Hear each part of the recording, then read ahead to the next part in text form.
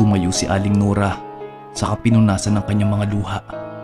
Takang-taka ang mukha ni Leia habang nagpalipat-lipat ng tingin sa amin. Namimiss ko kasi yung Kuya Ray mo, kaya pinuntahan ko si Kuya Mark mo dahil naaalala ko sa kanya si Kuya Ray mo. Pagsisinungaling niya, sabay tingin sa akin. Napatahimik na lang ako. Oo, Leia. Kinukwento sa akin ni Aling Nora yung anak niyang panganay. Sabi ko, sabay iwas ng tingin. Ganun po ba? Sa bagay, nakakalungkot po talagang mawalay sa pamilya. Hag na lang po kita, Aling Nora. Niyakap ni Leia si Aling Nora habang tinatapik ng mahina ang likuran nito. Bakit ka pala nagpunta dito, Leia? Tanong nito nang kumala sa pagkakayakap sa kanya si Leia. Papalaban ko po sana yung PE uniform ko kasi po may kailangan po akong i-video na sayaw. Kailangan po kasi naka-PE uniform. Pasensya na po, bigla ko lang kasing naalala na bukas na po pala yung deadline. Muntik ko na pong makalimutan. Ganun ba? Sige, yun lang pala Halika na. Sabi niya, sabay lumabas na silang dalawa. O Mark, alis na kami ha. Yung Tupperware, bukas mo na lang isauli. Tumango ako, tsaka tipid ng ngumiti. Tinanaw ko sila, papalayo. Lumingon pa ng isang beses si Aling Nora bago lumiko sa kanto. Napaupo ako sa sahig. Sa tingin ko, hindi matatahimik ang buhay ko. Hindi matatahimik ang pagtira ko dito kung hindi ako gagawa ng aksyon. Nakakainis. Sabi ko, sabay tayo. Wala na akong ibang choice kundi ang tulungan si Fiona. Bahala na kung anong mangyari. Gagawin ko lang yung makakaya ko. Pero bago ko gawin yun, gusto kong munang malaman mula kay Aling Nora kung sino ba talaga si Fiona at kung ano ang ugnayan nilang dalawa. Hello Leia, Leo, saan kayo pupunta? Tanong ko sa kanila nang makarating ako sa kanilang bahay. Diyan lang po sa kabilang kanto. Birthday po kasi ng kaibigan namin ni Leia. Dadalo kami. Ganun ba? Yung bayad pala ng pinagbentahan kong manok ito. Tabi nyo na. Sabi ko, sabay abot ng pera kay Leo. Salamat kuya. Sige, alis na kami. Sige, ingat din kayo Umuwi ka agad. Huwag na magiinom. Sabi ko, sabay tawa. Natawa lang din silang dalawa. Hindi po kuya, promise. Sigaw ni Leia habang naglalakad sila papalayo. Mark, napalingon ako nang marinig kong tinawag ako ni Aling Nora. Nilapitan ko siya.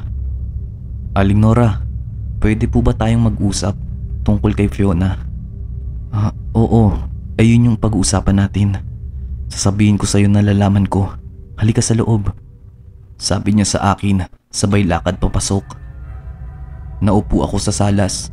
Magkatapat kami. Huminga siya ng malalim, sabay tingin sa akin.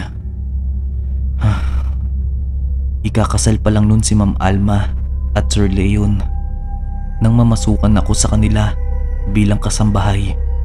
Mabait sa simula pa lang si Ma'am Alma at si Sir Leon naman ay may pag-uugali siyang di kaaya-aya. May anak sa pagkadalaga si Ma'am Alma noong 16 siya. At iyon, si Fiona. Labis ang aking pagkabigla nang malaman kong si Fiona pala ay anak ni Tita Alma.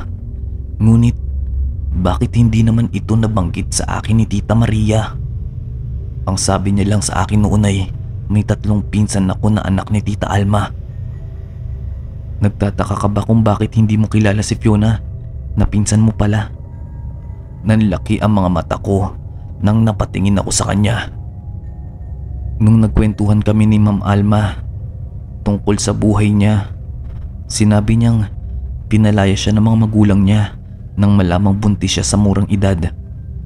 Si Tita Alma mo kasi noon ay mahilig makipagbarkada. Di ba puro silang babaeng magkakapatid? 4 sila na babae. Opo, tama po kayo. Si Tita Alma mo ang panganay. Sunod si Maria, Glenda at Rosie. Siguro kahit sinong magulang naman ay talagang magagalit at mapapalayas ang anak niya kapag nalaman niyang nabuntis ito sa murang edad. Sumama sa lalaki si Tita Alma mo at pinanindigan ng kanyang anak. Si Martin, ang lalaking nakabuntis sa kanya na nobyo na pala niya noon. Sobrang higpit din kasi ng mga magulang ng tita mo, kaya siguro nahanap niya ang pagkalinga kay Martin. At dahil sa malaking kahihiyan ito sa pamilya ng Tita Alma mo, ay tinago nila ito sa iba pa nilang kamag-anak at pinalabas lamang na nagtrabaho si Tita Alma mo sa ibang lugar, kaya ito umalis. Pinagsabihan din ng iba mo pang tita na huwag babanggitin kahit kanino ang nangyari sa Tita Alma mo. Naging maayos naman ang kanilang pagsasama, ngunit hindi pa sila kinakasal dahil wala rin namang permanenteng trabaho si Martin. Sa di inaasahan, 10 taon pa lamang si Fiona noon nang maulila siya sa kanyang ama. Nabagsakan ito ng gumuguhong gusali sa pinagtatrabahuhan nito. Habang nakikinig ako, di ko maiwasang maawa kay Fiona. Naulila din siya kaagad, kagaya ko, ngunit mas masakit nga lang ang akin dahil 2 magulang ko kaagad ang nawala sa akin. Lumipas ang 5 taon, nakilala ni Ma'am Alma si Leon. May kaya sa buhay si Leon dahil may mga lupain ang kanyang mga magulang at may sarili rin siyang lupain.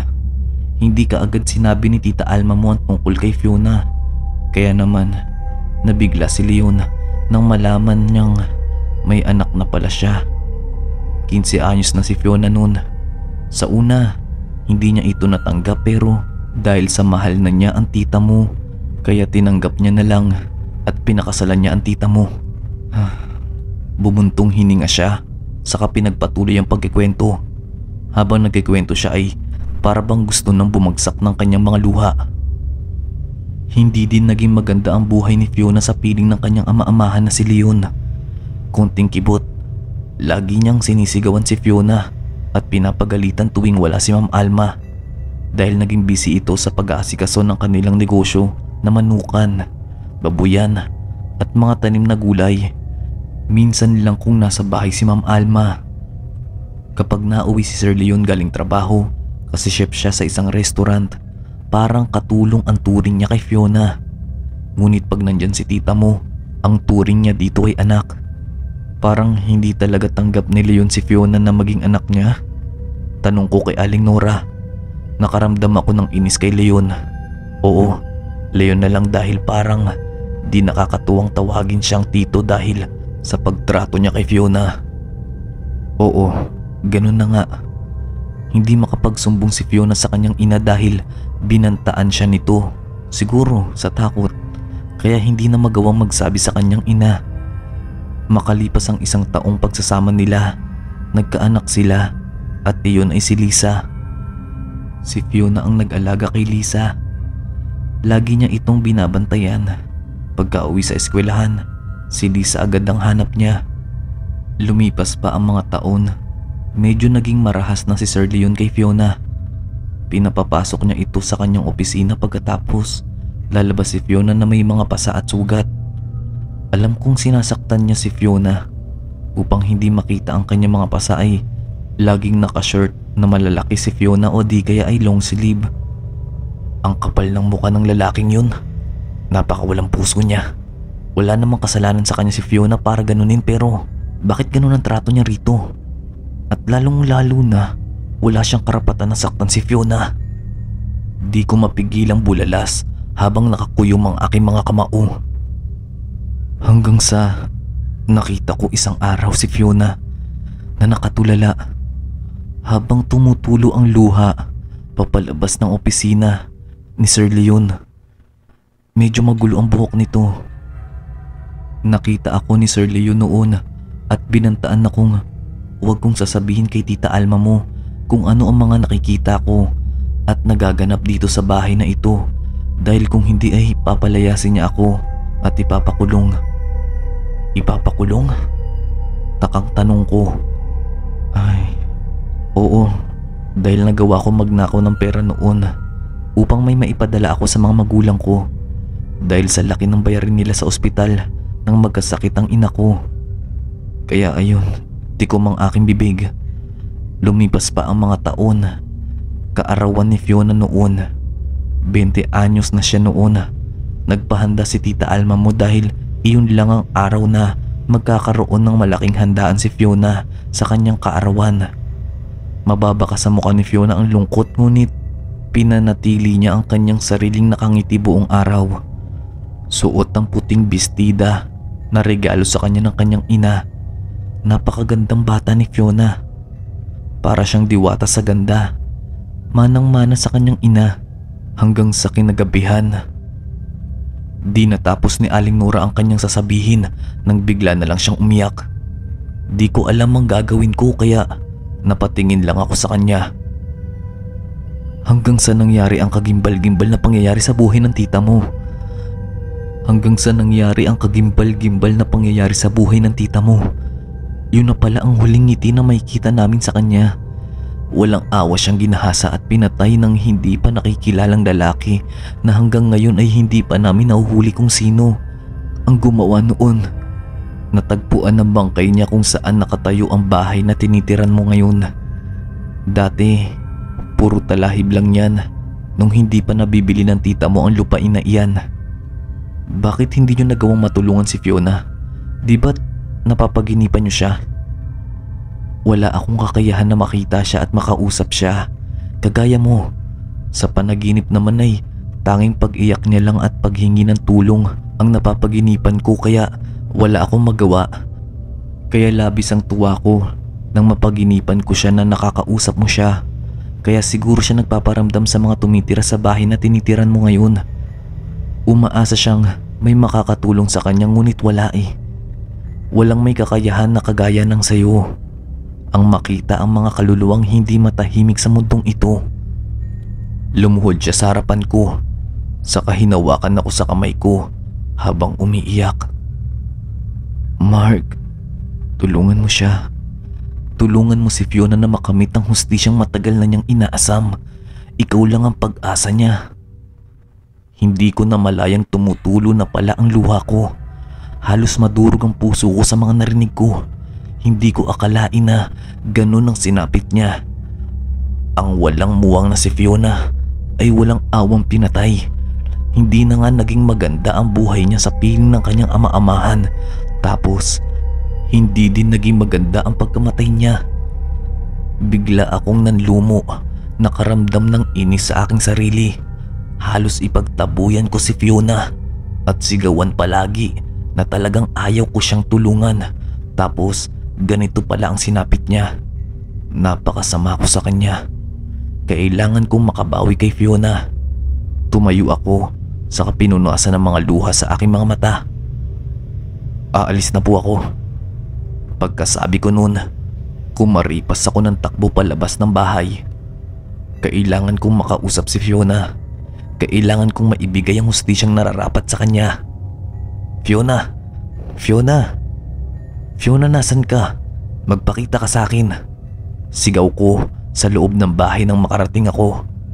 Fiona, magpakita ka. Fiona, magpakita ka sa akin ngayon please. Kailangan kita makausap. Lumabas ako ng bahay, saka naglakad patungo sa puno ng mangga. Minsan kasi ay naroon siya nakatayo. Fiona, nasan ka? Magpakita ka na sa akin ngayon. Ano ba? Nasan ka na?